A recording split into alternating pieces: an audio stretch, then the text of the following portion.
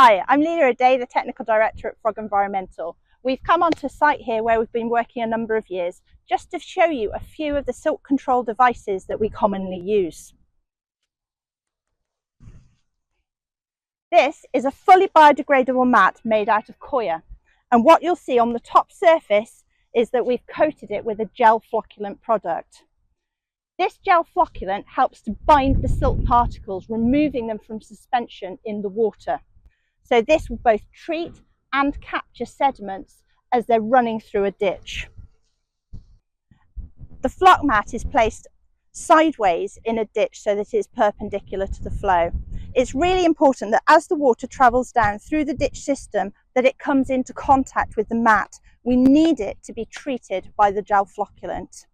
If we were to place this lengthways in a ditch that is this size, you can see it's not quite wide enough, and there is a possibility that as the water is travelling down the centre of this channel, it hits the leading edge and rises and comes around, bypassing the mat.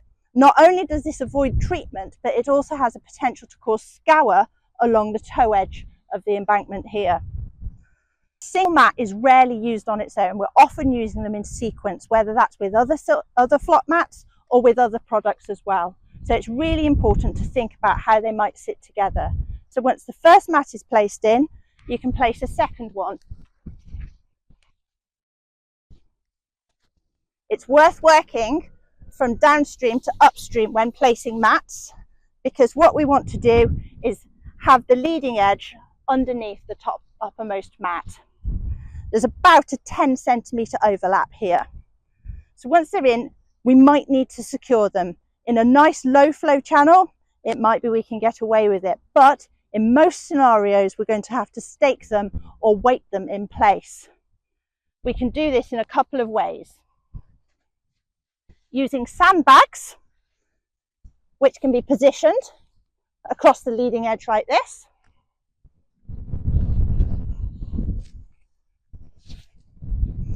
And this. When we're using a sandbag, we're trying not to displace the flow from the centre of the channel. So think about where you're going to position them. We don't want them to block the flow. That's not what we're after. So think about putting them either side of the main flow so that the water is diverted through the centre. Alternatively, we can use like an engineering pin, and again, we just stake the leading edge.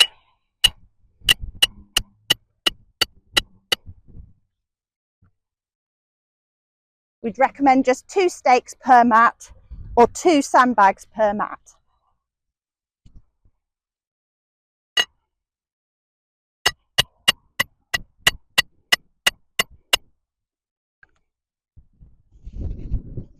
So essentially, the system starts to be created like this, and you can have mats in series to each other to extend the treatment. When we're using gel flocculant mats or floc mats, we're really using them to polish when we're putting them in a ditch.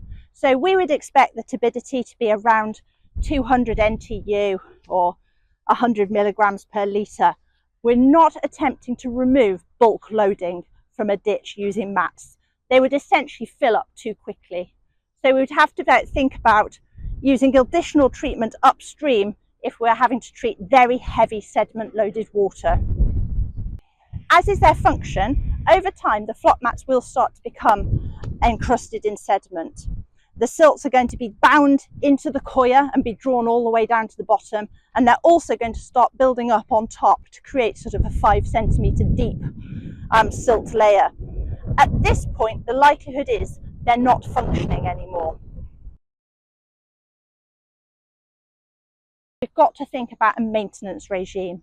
You might notice that the downstream water quality isn't as good, in which case check the mats, make sure that they're still operating as you thought they would, and if they are, look further upstream to see if there is any changes on site, which means that the water is more dirty as it's flowing down the river or the ditch.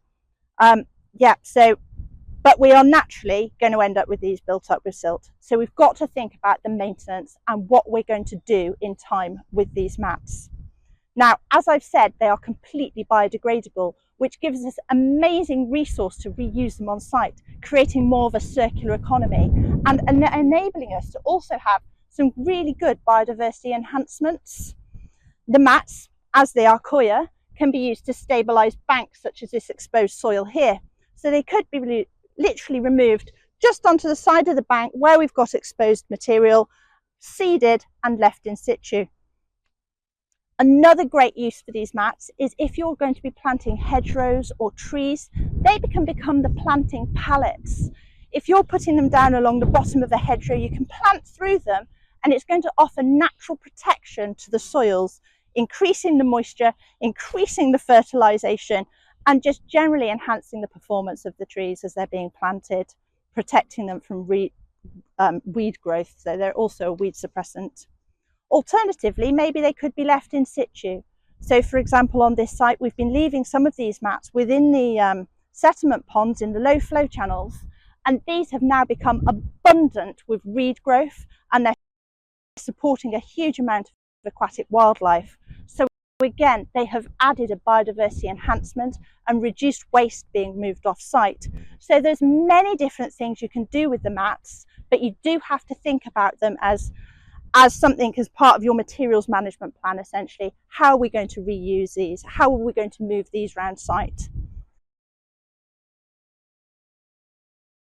But to take them out of a channel is also going to be a consideration. You're going to need to remove the weights.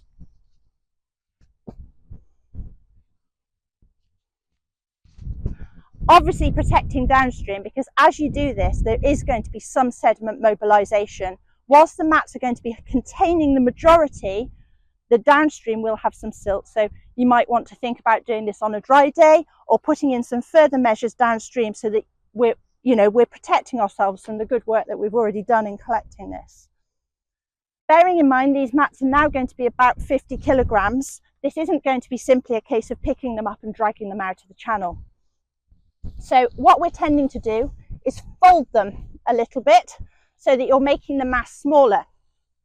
And this enables us to put a lifting strop underneath and work with a machine driver who then has the capability of physically removing these out of the ditch and removing the risk of manual handling.